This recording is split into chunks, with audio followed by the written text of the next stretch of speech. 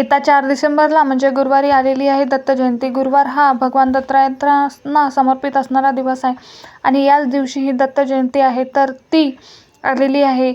आणि तसेच हा मार्गशीर्ष महिन्यातील दुसरा गुरुवारसुद्धा आहे आणि म्हणून यंदा 2025मध्ये दत्त जयंतीला अतिशय दुर्मिळ योगायोग जो आहे तो निर्माण झालेला आहे.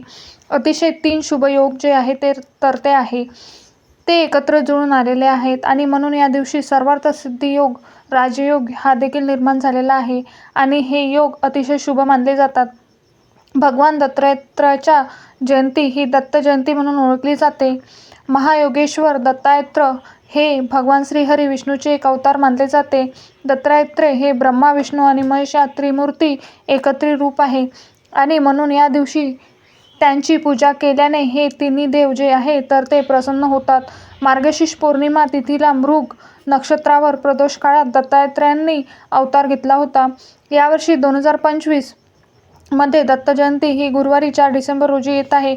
त्यामुळे या दिवशी मोठ्या उत्साहाने आयोजन करून दत्त जयंती ही भक्तिभावाने आणि आनंदाने साजरी केली जाते. मार्गशीर्ष पौर्णिमेच्या दिवशी भगवान दत्तात्रयासह लक्ष्मीनारायणाची देखील पूजा केल्याने धन, सुख, सौभाग्य वाढते. सोबतच या दिवशी व्रत करून दत्ताची पूजा केल्याने, घरात हवन केल्याने ज्ञानात वृद्धी होते. या दिवशी दत्ताला पिवळी फुलं, पिवळ्या रंगाची मिठाई अर्पण करावी. यामुळे भगवान दत्त हे त्यांच्या भक्तांना होणारा त्रास लगेच दूर करतात. दत्तात्रयांना 24 गुरूंपासून ज्ञान मिळाले होते आणि दत्तपंथ हा त्यांच्यापासून सुरू झाला आहे असे मानले जाते. या दिवशी दत्ताची पूजा केल्याने भक्तांच्या सर्व इच्छा, सर्व मनोकामना पूर्ण होतात. या दत्त जयंतीच्या दिवशी दत्त तत्व हे पृथ्वीतलावर नेहमीच्या तुलनेत 1,00,000 पटीने कार्यरत असते आणि या दिवशी दत्ताची मनोभावे नामजप उपासना केल्याने दत्त तत्वाचा अधिक लाभ जो आहे तर तो आपल्याला मिळत असतो आणि म्हणून या दिवशी काही प्रभावी उपाय आणि सेवासुद्धा केल्या जातात. आजच्या या व्हिडिओमध्ये आपण एक अतिशय प्रभावी असा उपाय पाहणार आहोत.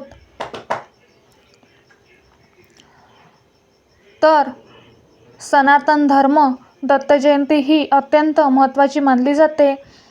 दरवर्षी हा दिवस मार्गशीर्ष महिन्यातील पौर्णिमेला साजरा केला जातो. मार्गशीर्ष पौर्णिमेच्या दिवशी मृग नक्षत्रावर सायंकाळी दत्ताचा जन्म झाला आणि म्हणून त्या दिवशी दत्ताचा जन्म उत्सव सर्व दत्त क्षेत्रामध्ये साजरा केला जातो. जे लोक व्रत करतात त्यांच्या सर्व मनोकामना पूर्ण होतात. तसेच भगवान दत्ताचा आशीर्वाद देखील त्यांना प्राप्त होतो.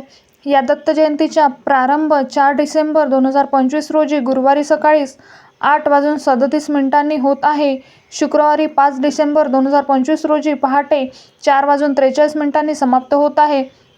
तर उदय तिथीनुसार आपल्याला ही दत्त जयंती 4 डिसेंबरला म्हणजेच गुरुवारी साजरी करायची आहे. भगवान दत्तात्रय हे महर्षी अत्री मुनी आणि देवी अनुसया यांचे पुत्र आहे.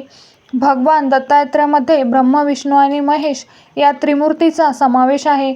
त्यामुळे दत्तामध्ये गुरु आणि ईश्वर या दोघांचे रूप आहे. भगवान दत्तात्रयाच्या मूर्तीला 3 चेहरे आणि 6 हात आहे.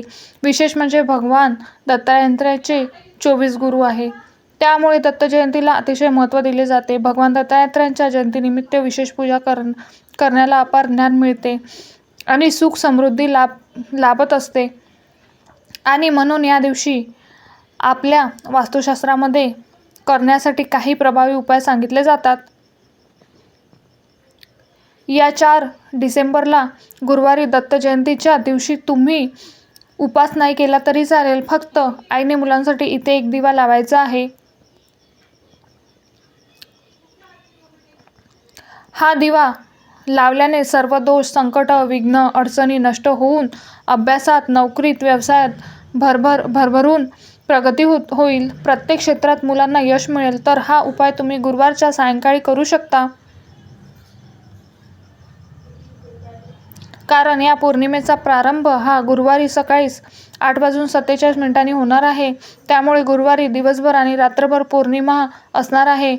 यामुळे या दिवशी सायंकाळी देखील तुम्ही हा उपाय करू शकता. प्रत्येक आई वडिलांना आपल्या मुलांच्या उज्ज्वल भविष्याची काळजी असते. मुलांनी खूप शिकावं, त्यांनी हट्टीपणा करू नये, सांगितलेल्या सर्व गोष्टी ऐकाव्यात, मुलांना कोणतेही नजरदोष लागू नये, त्यांना प्रत्येक क्षेत्रात यश मिळावं असं प्रत्येक आईवडिलांना वाटत असते आणि यासाठी आईवडील मुलं देखील प्रयत्न करत असतात.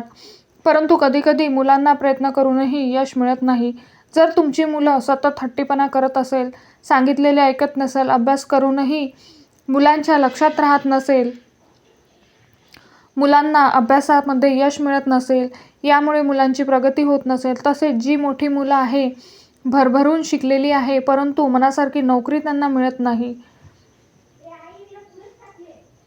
किंवा लग्नाच्या वयाच्या मुलामुली आहे, त्यांचा विवाहयोग हा जुळून येत नाही, तर आपल्या मुलांना नजरदोष लागलेली असेल, तर यासारख्या समस्या मुलांना येत असतात. आणि नजरदोष ही फक्त बाहेरच्याच व्यक्तींची लागत असे नाही, घरातल्या व्यक्तींची सुद्धा आपल्या मुलांना नजरदोष ही लागत असते. खास करून आईवडिलांची नजर ही मुलांना खूप पटकन लागत असते आणि यामुळे मुलांच्या प्रगतीमध्ये खूप सारे अडथळे यायला सुरुवात होते. आणि म्हणून मुलांचे सर्व दोष, संकट, विघ्न, अडचणी दूर होण्यासाठी, प्रत्येक क्षेत्रामध्ये प्रगती होण्यासाठी आपल्या दत्त जयंतीच्या दिवशी मुलांसाठी हा एक दिवा लावायचा आहे. आता हा उपाय करण्यासाठी आपल्याला फक्त मातीची पणती घ्यायची आहे. पणती ही चांगली घ्यायची आहे, कुठेही तुटलेली फुटलेली अशी घेऊ नका. अगोदर हा दिवा तुम्ही वापरलेला असेल तर हरकत नाही, स्वच्छ धुवून घ्यायचा आहे. यानंतर या दिव्यामध्ये आपल्याला कलाव्याची वाट टाकायची आहे. जो लाल पिवळ्या रंगाचा कलाव्याचा धागा असतो, तर त्याची वात तुम्हाला या दिव्यामध्ये लावायची आहे. जर तुमच्याकडे कलाव्याचा धागा नसेल तर 2 वाती तुम्हाला घ्यायच्या आहेत. पांढऱ्या रंगाच्या एका वातीला थोडंसं कुंकू आणि एका वातीला थोडीशी हळद अशी लावून तुम्हाला लाल पिवळी करायची आहे. कोरड्याच हळदी कुंकू लावायचं आहे. पाणी टाकून त्याची पेस्ट तुम्हाला या वातीला लावायची नाही. आणि यानंतर या 2 वातीची एक वात तुम्हाला एकत्र करून वळून घ्यायची आहे आणि या दिव्यामध्ये तुम्हाला लावायची आहे. यानंतर या दिव्यामध्ये आपल्याला तेल घालायचं आहे. हा दिवा आपल्याला प्रज्वलित करायचा आहे. दिवा प्रज्वलित केल्यानंतर आपल्याला एक तांब्याचं भांडं घ्यायचं आहे, ज्याला तामण म्हणतात. तर त्या तांब्याच्या भांड्यामध्ये आपल्याला ग्लासभर पाणी टाकायचं आहे आणि यानंतर या पाण्यामध्ये हा दिवा आपल्याला प्रज्वलित करून ठेवायचा आहे. प्रज्वलित करून ठेवल्यानंतर हा दिवा आपल्याला मुलांसाठी आपल्या देवघरामध्ये स्वामींच्या फोटोसमोर तुम्हाला लावायचा आहे. आता तुमच्या घरामध्ये जर दत्तगुरूंचा फोटो असेल, मूर्ती असेल, तर हा दिवा तिथे तुम्हाला ठेवायचा आहे. आणि नसेल तर स्वामीच्या फोटोसमोर किंवा मूर्तीसमोर हा जो दिवा आहे तर हा आपल्याला ठेवायचा आहे. कारण दत्त महाराजांचा अवतार एक म्हणजे स्वामी समर्थ महाराज देखील आहे आणि म्हणून आपण हा दिवा तिथे ठेवून तिथे देखील लावू शकतो. जर तुमच्या घराजवळ मंदिर किंवा स्वामींचा मठ असेल तर तिथे जाऊन मंदिरामध्ये सुद्धा हा दिवा तुम्ही लावू शकता. परंतु या दिवशी मंदिरामध्ये खूप गर्दी असते, यामुळे तुम्ही घरच्या घरी असा दिवा हा आपल्या मुलांसाठी लावायचा आहे. दिवा लावल्यानंतर दिव्याला हळदी कुंकू, अक्षदा, फुले, धूप, दीप, अगरबत्ती तुम्हाला ओवाळून घ्यायची आहे आणि यानंतर तिथेच बसून तुम्हाला 108 वेळा दिगंबरा दिगंबरा श्रीपाद वल्लभ दिगंबरा या मंत्राचा जप करायचा आहे. तसेच श्री स्वामी समर्थ या मंत्राचा देखील तुम्हाला 108 वेळा जप करायचा आहे आणि 1 वेळा तारक मंत्राचं पठण करायचं आहे. आणि मुलांसाठी तुम्हाला प्रार्थना करायची आहे. मुलांचे सर्व दोष, संकट, विघ्न, अडचणी दूर होण्यासाठी, त्यांना प्रत्येक क्षेत्रात यश मिळण्यासाठी तुम्हाला मनोभावे दत्तगुरूंना प्रार्थना करायची आहे. आणि यानंतर हा दिवा जर तुम्ही सायंकाळी लावला तर कमीत कमी रात्री 12 वाजेपर्यंत चालू राहील एवढं तेल त्या दिव्यामध्ये तुम्हाला घालायचं आहे. आणि जर सकाळी लावला तर दिवसभर हा दिवा चालू राहील एवढं तेल त्या दिव्यामध्ये तुम्हाला घालायचं आहे. दिवा लावून झाल्यानंतर ना तुम्हाला मुलांनासुद्धा त्या दिव्याला नमस्कार करायला सांगायचा आहे. तर असा हा एक दिवा तुम्हाला दत्त जयंतीच्या दिवशी मुलांसाठी लावायचा आहे. आता हा दिवा दुसऱ्या दिवशी तुम्हाला काय करायचं आहे, याखाली जे पाणी असणार आहे तर ते पाणी तुम्हाला मुलांच्या अंघोळीच्या पाण्यामध्ये टाकायचं आहे. आता हे जे पाणी आपण मुलांच्या अंघोळीच्या पाण्यात टाकल्यानंतर काय होईल तर हे पाणी आपण जे मंत्र जप केले होते त्यामुळे हे पाणी अभिमंत्रित झालेले आहे. तारक मंत्राचे पठण केले होते त्यामुळे आपल्या मुलांचे रक्षण होणार आहे. आणि मंत्र जपामुळे या पाण्यामध्ये सर्व सकारात्मक ऊर्जा ही सामावलेली असते. स्वामींचा सद्गुरूंचा आशीर्वाद या पाण्यामध्ये उतरलेला असतो. आणि त्यामुळे असे पाणी मुलांच्या अंघोळीच्या पाण्यात टाकल्यामुळे आपल्या मुलांच्यावर कोणत्याही प्रकारची बाधा अडचणी संकटे विघ्ने शिक्षणात नोकरीत विवाहात अडथळे येणार नाही. आणि आपल्या मुलांची प्रत्येक क्षेत्रामध्ये ही प्रगती होईल. दिवस रात्र प्रगती होत राहील. मुलं हट्टीपणे करणं सोडून देतील. अभ्यासात हुशार होतील. मुलांच्यावरती कोणतीही नजरबाधा लागलेली असेल, वाईट शक्ती असेल तर ती सुद्धा संपूर्णपणे नष्ट होईल. आणि मुलांची प्रगती होण्यास सुरुवात होईल. आणि हा दिवा हा तुम्ही स्वच्छ करून वापरायला घेऊ शकता.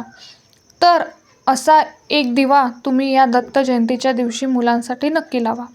आपल्या वास्तुशास्त्रामध्ये सांगितलेला उपाय आहे. प्रत्येक आईवडिलांनी दत्त जयंतीला मुलांच्या प्रगतीसाठी, यश प्राप्तीसाठी हा उपाय नक्की करा. तर हा महत्त्वपूर्ण व्हिडिओ तुम्हाला कसा वाटला? व्हिडिओतील माहिती तुम्हाला उपयुक्त वाटली असेल तर व्हिडिओला एक लाईक नक्की करा आणि चॅनलला सबस्क्राईब करून आम्हाला प्रोत्साहित करा. धन्यवाद. तसेच तुम्ही हा व्हिडिओ संपूर्ण पाहिल्याबद्दल तुमचे खूप खूप आभार. श्री स्वामी समर्थ. श्री गुरुदेव दत्त.